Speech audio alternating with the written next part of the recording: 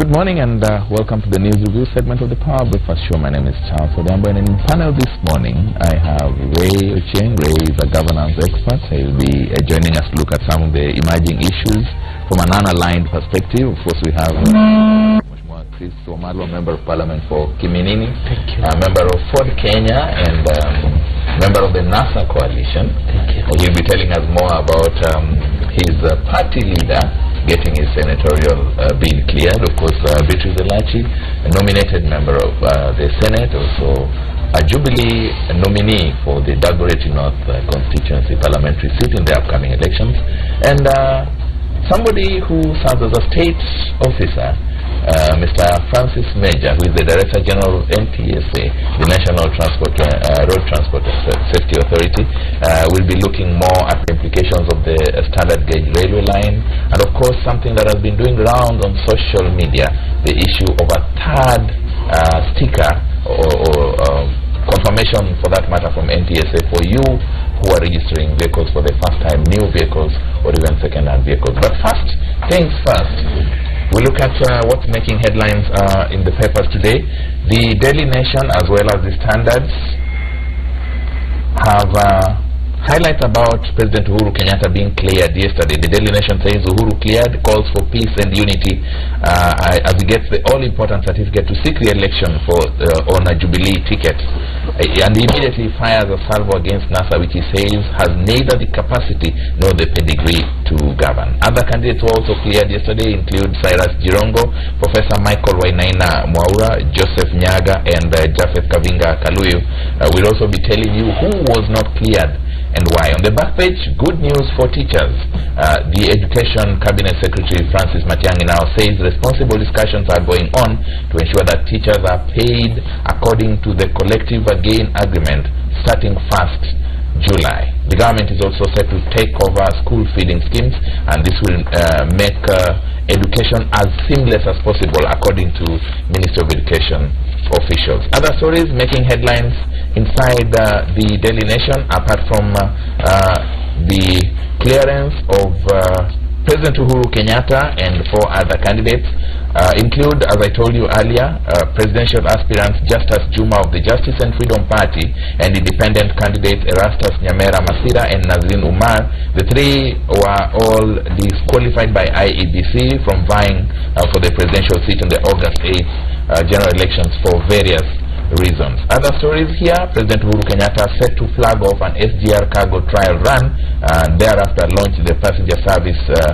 train, which he will be boarding together with other invited people for a journey that is set to take about 5 hours from Mombasa to Nairobi. An interesting story about the slaying of another woman who was said to be a gang recruiter in Eastlands, Nairobi, and apparently also an informer.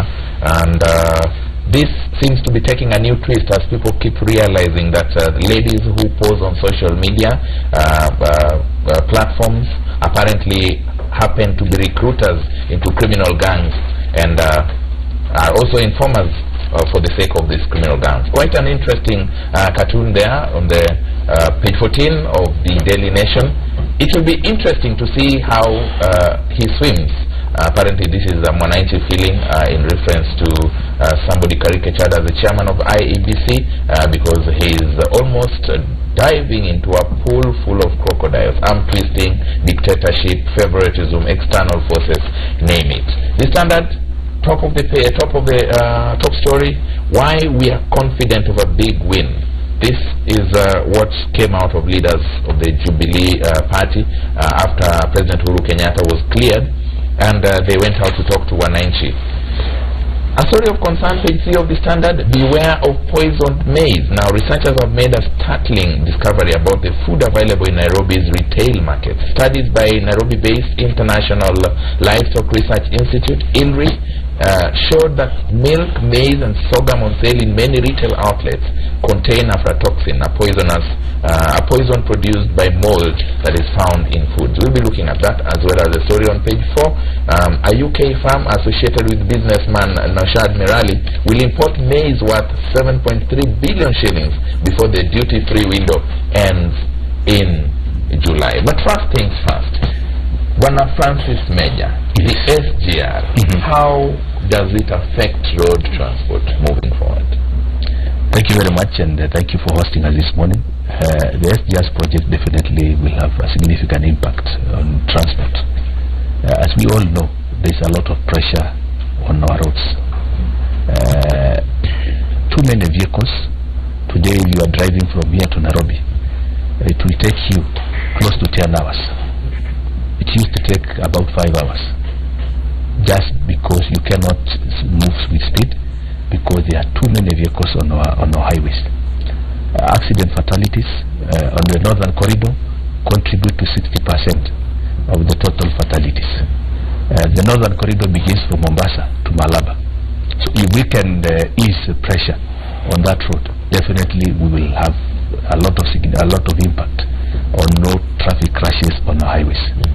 The cost of road traffic crashes in this country is about 5% of GDP, which close to about 300 billion Kenyan shillings. This is one way of removing that kind of pressure, and SGR definitely will play a significant part in reduction of the pressure that we have on our roads. Chris Wamalwa, you have heard what Director General NTSA, Mr. Major, says. For a long time, members of your coalition have not been very comfortable, mainly with how the SGR was done. Yeah, thank you very much. I think from the NASA point of view, it's not that we've been uncomfortable with it. I want to point out that the SGR plays a very critical role. And in any case, this was conceptualized at the time of the coalition government, where our presidential candidate Raila Amolo Odinga was part and parcel of that government. The only issue we've been worried of is the way the procurement was done. And you saw the court process, we had a lot of issues. That's the corruption aspect. But otherwise, when it comes to SGR as a project, obviously, as what the Director General has clearly put it, obviously is going to add value as far as transport in this country is concerned, because it's going to reduce that pressure on our roads. Even from here just to town, you can imagine, somewhere you can take about 5 minutes, but because of too many vehicles, you find that the pressure is too much. And maybe what it will add value, particularly when it comes to cargo issue, and this is where business is, because it is connecting the ports of Mombasa, particularly Nairobi, which is the city, and we hope in the long run it will join towards Uganda. So business involves movement of goods, and most of these goods, they are heavy in nature, and these trucks on our roads, they contribute a very high percentage in terms of destruction. So the maintenance of these roads obviously go high.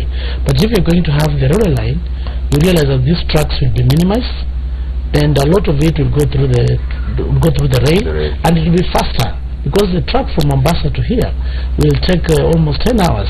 But now, if you're going to have the SGR, obviously, it will reduce to around maybe 5 hours, 6 hours or so. But the issue here is about corruption. A wonderful idea, yes, when it comes to implementation. I was in the Parliament, in the Public Investments Committee, and we had issues when it comes to public procurement of this SGR. Yeah, I wish we had the MD of Kenya Railways. So I didn't ask much questions, because my friend here has nothing to do with the SGR, because the procurement aspect was flawed, the issues of corruption were there. Up to now, we are seeing even the people along the road from Taita Taveta, Ukambani, they've not been compensated up to now, and this has been an issue with even the National Land Commission. So the element of the project is a wonderful idea, but as from the coordinator side, we are worried of these issues of corruption. And you know very well, research has shown 30% of our GDP goes into waste, absolutely in corruption. And that's why you find we have high inflations, because when it comes to pricing, even when you do a comparative analysis between the SGR of Kenya with that one of Addis Ababa, Ethiopia, ours is a single lane. Ethiopia is a double lane, and Ethiopia has worse terrain as compared to ours, and yet it costs less compared to the one of Kenya. So why are the prices very high? Because of corruption. So Beatrice, from your party side, from the government side, you have been saying this is a noble idea. Chris Wamalwa of NASA here seems to agree, but the issue is the corruption around it, and not really that it's a bad project. Well, first I want to thank him that he appreciates it started with the former Prime Minister. meaning when the corruption started that time. Because I believe that is when all the procurement stuffs were done, the agreements were done, and most of the things were agreed at that time. I think at that time is more fundamental than when you come and put, because that is your planning stage. That is when you agree that at one point maybe we will have this happening, we will have to follow. The designs were done. If there's anything, when I look at the whole process, and I think when you read Ethiopia and Kenya, today we don't need to lie to Kenyans here. You will understand the standard gauge railway of Kenya is more better than the Ethiopian one. How is that? Number one, and when he talks of the terrain, when you look at our terrain, we've had to go high to ensure you take care of the environment, especially within the Zavo, where now we have the wildlife. You ensure the wildlife continues with their life, but you have everything going up. That means you have to spend much because you are going higher than what they did. When you look at the Ethiopian one, they did not, the line itself, when you go there, you'll find that the terrain is a bit better because you're not going high, but you're moving on ground more than what we did. When you look at the second thing, and I know we look at only the railway line, I think this railway line has many components. And the other component is now where the stations are. Now look at the stations of Kenya, the architect itself, and then look at the stations of Ethiopia. So do you will know Kenya has spent more in terms of their stations than what we have in Ethiopia, because they have brought in fantastic buildings which can last, which are modern, which are more higher, and which are like worldwide standards. So it's of a higher stature. Yes. At the beginning of your remarks, you said if there is corruption, it started during the conception. Absolutely. So has there been corruption in SGR? Well, I don't want to say there has not. You know, I don't want to lie here. If there is, we will see in the audit report. And sometimes for us in Parliament, which is what they're arguing about as PIC, the Parliamentary Investment Committee. And that's what I'm saying. Sometimes for us in Parliament, why do we have to wait? And I'm saying that knowing I'm also going to the National Assembly, God willing.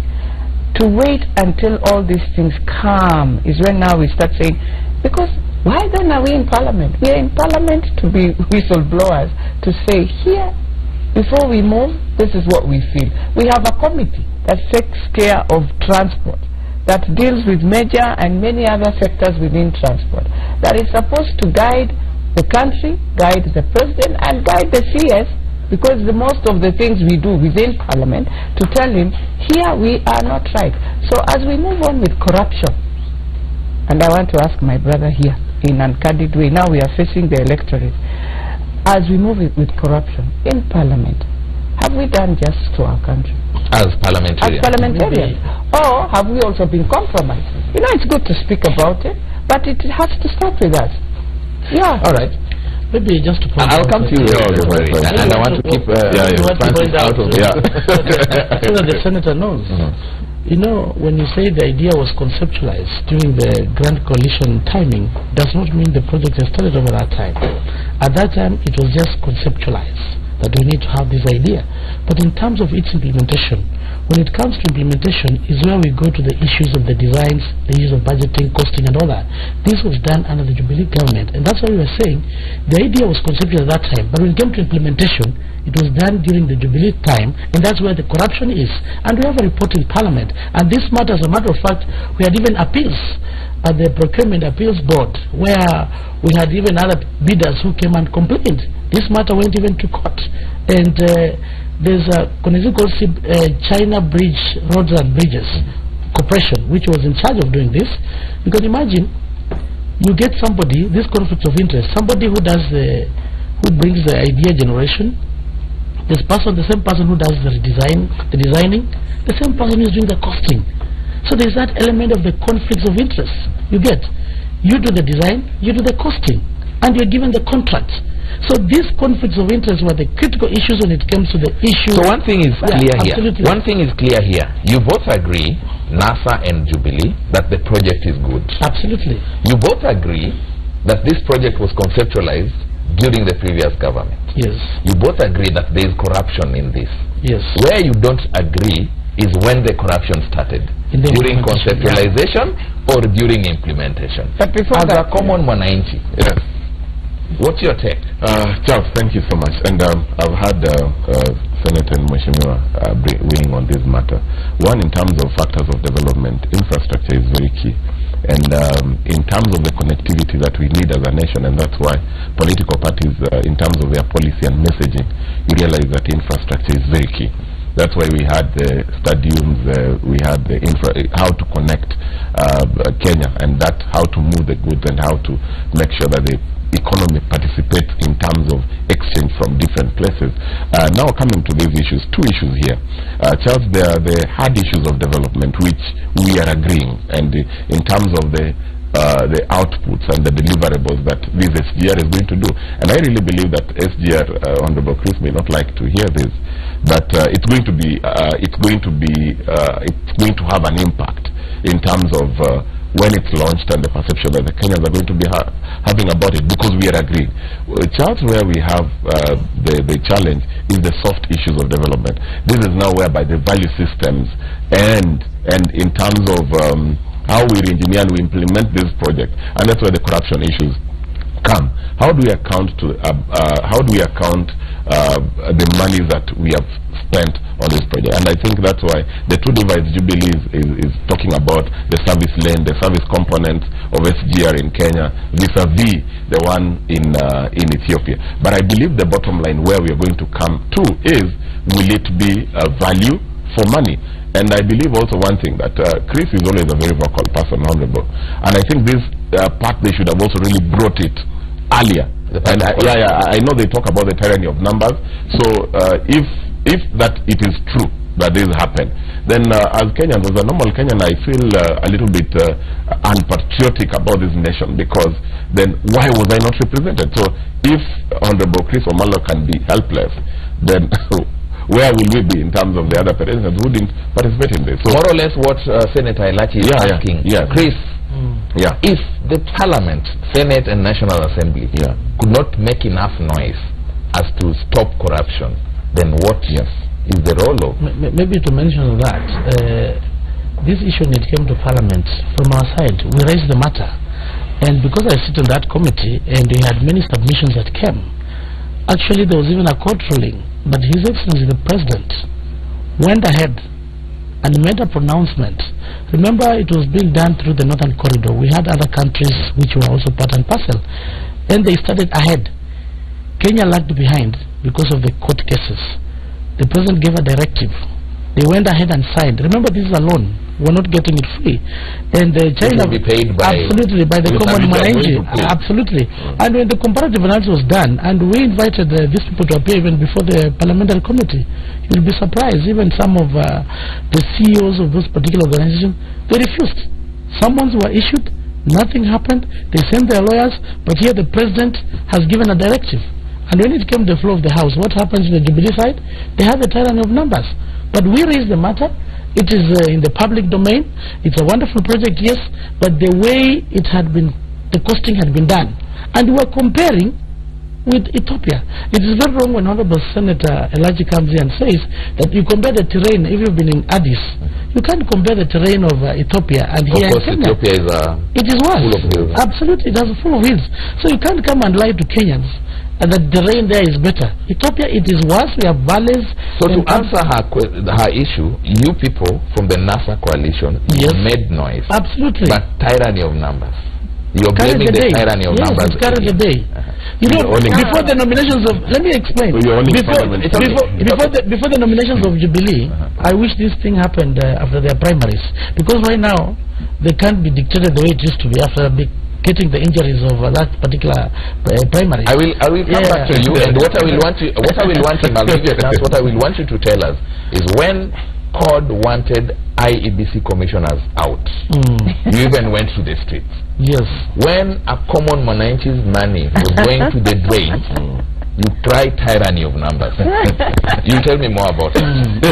Maybe something that I don't want to get involved myself in. Precisely, especially the politics. I want to state the facts as I know. One thing, it is not true to compare the Kenyan Standard Gauge Railway with Ethiopia. because the specifications are very different. Ours is like comparing oranges and mangoes. Ours is of a higher specification. So what is standard here? What is the spec? Let me say this as something else. There is also the other truth that we must be alive to. In Ethiopia, all the land belongs to the state. All the land belongs to the state. There is no compensation for land. Here it's a lot different. The cost of land is very, very, very high. Those two things are quite different. You're telling us about higher specs. Yeah. They call it standard gauge. Yeah. Yes, but from the specification, this standard rail in Kenya is capable of carrying 2 containers patched together. In Ethiopia, it can only carry 1. So the strength of the railways, from what I get to know, is much stronger here in Kenya than in Ethiopia. Now that you are an outsider in this, as in not in politics, what is the terrain like in Ethiopia as compared to Kenya? Well, I don't have those facts, and I don't want to lie. All right. But, I also want Chris to be honest. I doubt whether he has gone to Ethiopia, sat in their railway, and go to the end to Djibouti. Then you come here and say the terrain. We don't know how because remember even how we have valleys in the Rift Valley. We had the first train that passed through the Rift Valley. We need those people, and I know most of them are gone now, but I wish they were here. They would have told us the story, and the story is a sad story, because that time we know it was wild. So every line has a story. For me, I don't want to talk. I went to the Ethiopian one. I never arrived to the end, but I want to say from Addis going up, I have seen how it is. But the most important thing is not how Ethiopia and Kenya is. I think the most important thing is also us to go and do our research and understand why Ethiopia is like this and why Kenya is like this. Because don't forget, we are going into Uganda. We want to see how they are also going to do that. Something important. And then the other thing that we must do as members of parliament, as we do our research, so that when we come here, when we are fighting but with good facts, is that as I read the report, the first person who signed the standard gauge railway report, the first team, was within when Makwere was the Minister of Transport. Now from that time you can imagine how many years are those when Makwere was the minister. So it's a process, because designs can't be started by Jubilee and then in 2 years you have a railway line. That will be lying to Kenyans. I believe it started at that time, and that is when you agree. And I think governments agreed. And why I think the SGR was given to China Bridge is because it was a clear agreement between governments, that an institution of government. And you know, when we talk about all these things, look at how the Chinese deal with their corruption. Because I believe also they audit. This is a state firm, a government firm. They audit, and they are not like us. They audit, they look at, and if there is anything, today we would have seen some of these Chinese. When you say they are not like us, are you saying we are bad? When they are not like us. No, I'm then saying for us, we make it so political, and we refuse to understand. It is not a commercial thing where we are playing games with a businessman and a businessman. It's a government institution, and then we look at the country. Mheshimiwa Omalo needs to respond. Mheshimiwa Omalo needs to respond to a number of issues. I'm just finishing. But even as he responds, one of the strongest pillars for the Jubilee coalition, now Jubilee Party, as we head towards the next election, is they have been able to implement projects because they've had the numbers in the Senate and the National Assembly. Most of the time, projects you feel that are good for Wananchi have to go through. You have to marshal your numbers. I wonder why you didn't marshal your numbers to pick out the corruption that was started during the conceptualization of SGR by the previous government. I'll come to you. Okay. Thank you. I want to confirm to Senator that she mentioned the terrain here in Kenya, it's worse when it comes to Rift Valley. But when we talk about the railway has not gone to the Rift Valley. No, so the terrain aspect, exactly.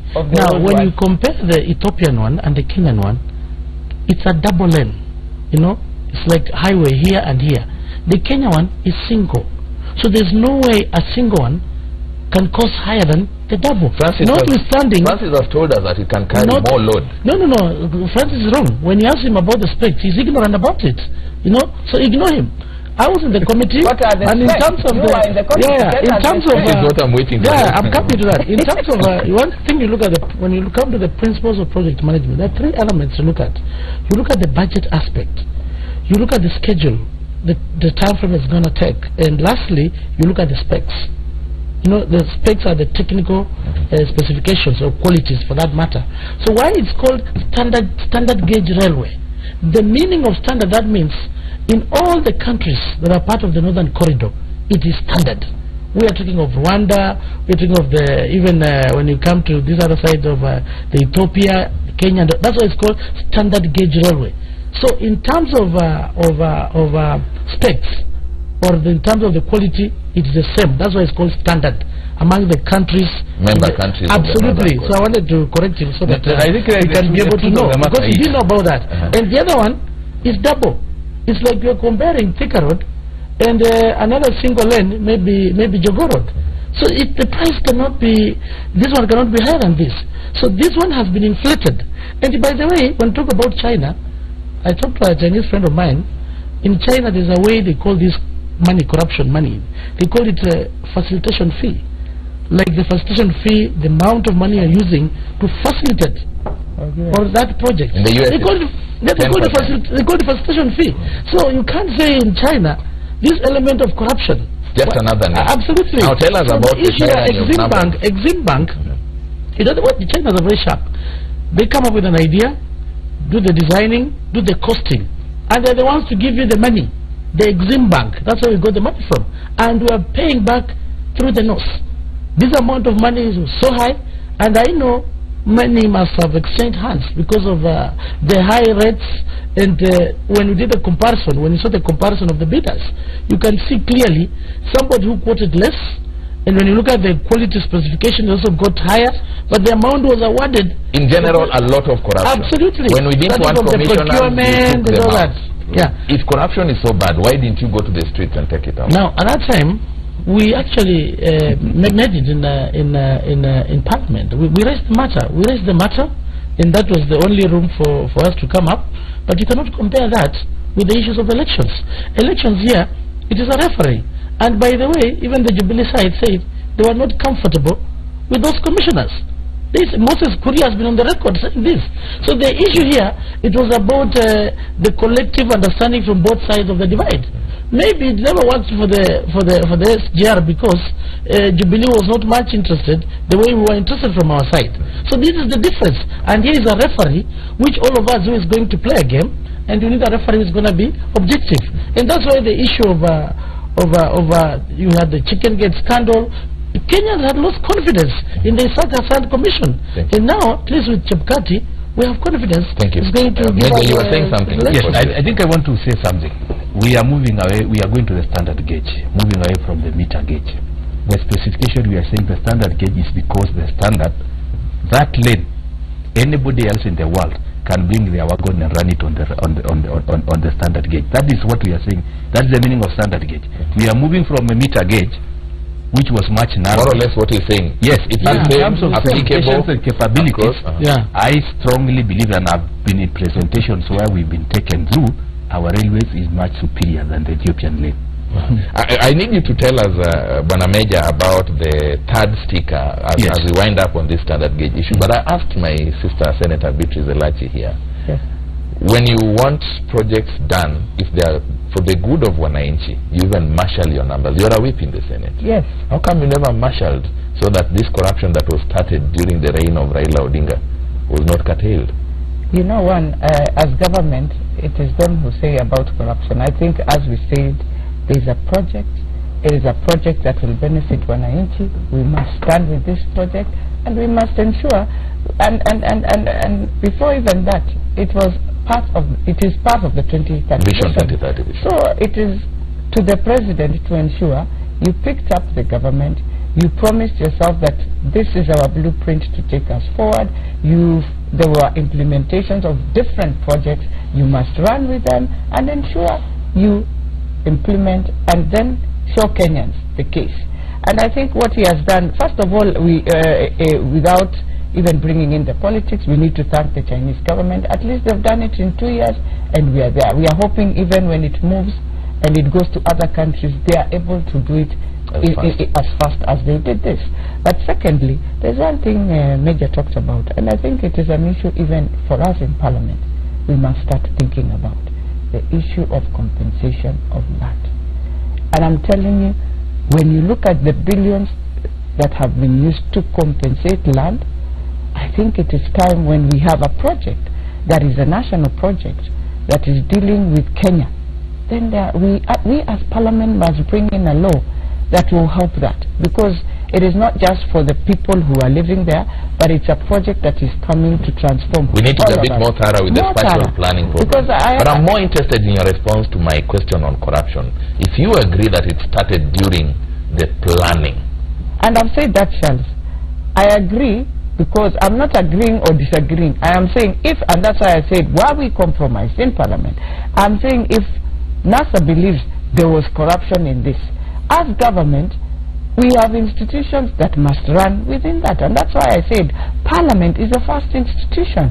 As a whistleblower, we lost it there then. So has there been corruption in this? In this the SGR? No. From planning all the way to here? Until I get the audit report, Charles. Without bringing in politics. And that time will come. And very soon it is coming. That's the day we will know this. We talked about it. We speculated, but now the facts are here. I think it's good to wait for the facts. What is the feeling of the voter? Because corruption is clearly going to be one of the pertinent issues here. SGR is clearly going to be one of the issues during the campaigns. What is the feel of the voter? Yeah, the feel of the voter, Charles. And we have, is it 2 days? No, it's 1 day to the launch of the SGR and all systems are going there. And you're going to get the intensive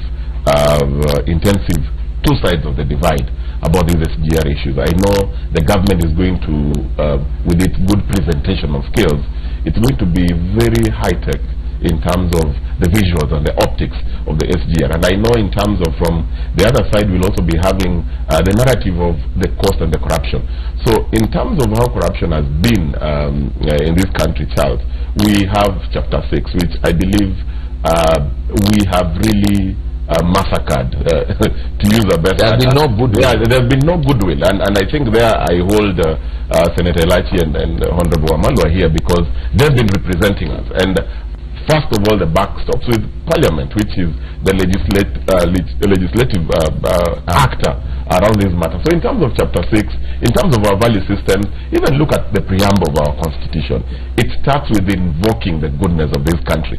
And I believe one thing that you asked Senator Elachi, that do we sometimes as the political elite, do they also act and do things for the good of the Kenyans? And from where I sit, I think there has to be that clearance on how some of our monies have been used, because there's a perception, and we've owned up. Even the president has owned up, Charles, and he said that, you know what do you want me to do?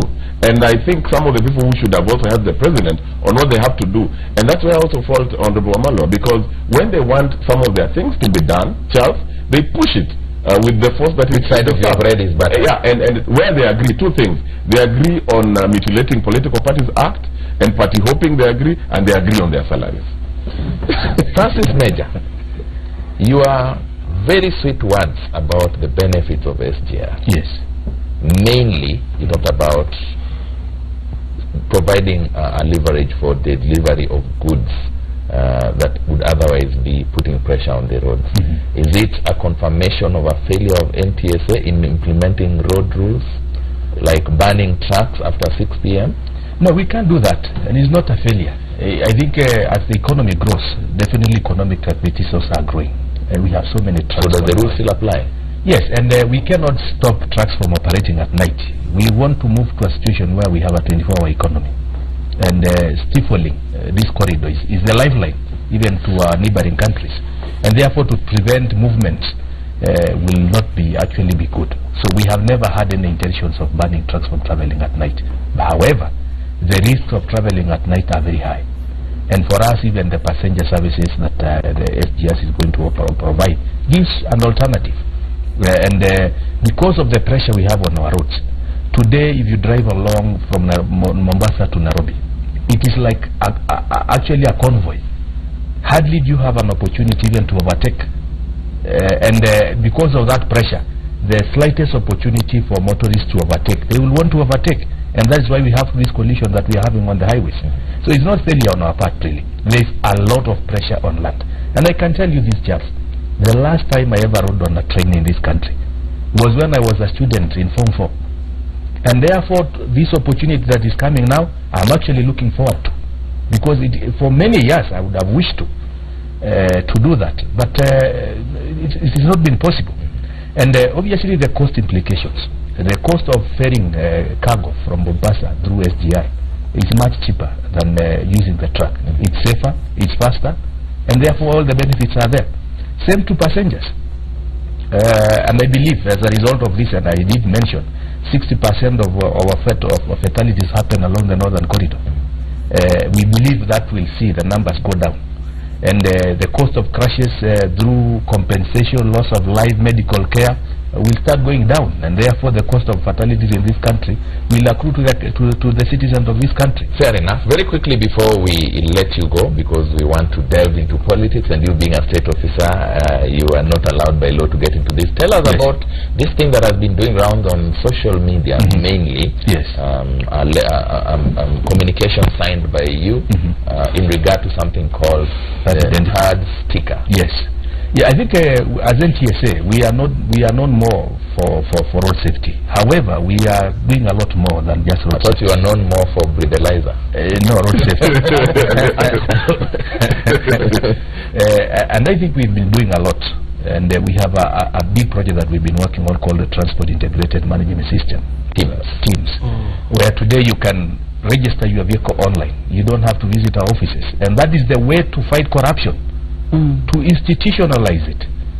Today, I don't need anybody. For me to renew my driving license previously, you had to literally go to our offices. This is not the case today. You do it online, you renew a driving license, and you proceed. So the opportunity for corruption is lessened. The third identifier is what we are introducing shortly, which will be a sticker that will be placed on the windshield of a vehicle. It has an electronic chip that will validate the registration details of a vehicle. Why are we doing this? We are doing this for two reasons, mainly. We want to validate all the vehicles that are in the country, in our database. We want to link the registration number with that chip. This sticker, once it is placed on the windshield, you cannot remove it without destroying it. So we are preparing actually the ground for us to move into the next level, where enforcement will be electronically based. That's what all other countries are doing. So that we stop this business of a police officer have to stop you, check the documents. By just pointing at a reader, they will be able to read the details of that vehicle. We know that in this region, especially Kenya, there's been a rampant motor vehicle theft. And you have seen criminal gangs whenever they are arrested with 3 or 4 pairs of number plates. With this sticker now, it becomes impossible for you to interchange number plates easily. So we are even securing further the security of these vehicles, which is a big benefit to this economy. But more importantly, as we move even towards other issues like knowing who the ownership of the vehicle, speed, we want to move into what we call instant fines. So if you are caught speeding, nobody will stop you. But because that chip, the cameras will be able to read into the chip, they will then send you a notification to pay the fine, and that is the ground we are prepared. So if you accumulate a fine several times, like in the West, your license. Of course, they'll be linked to the driving license that we also shortly be launching. Point system. You are required to pay a fine. If you don't pay, at the point when you are taking your vehicle for inspection, you will be required to pay the full amount. But at the same time, to ensure that we are able then to remove the human intervention in some of these processes.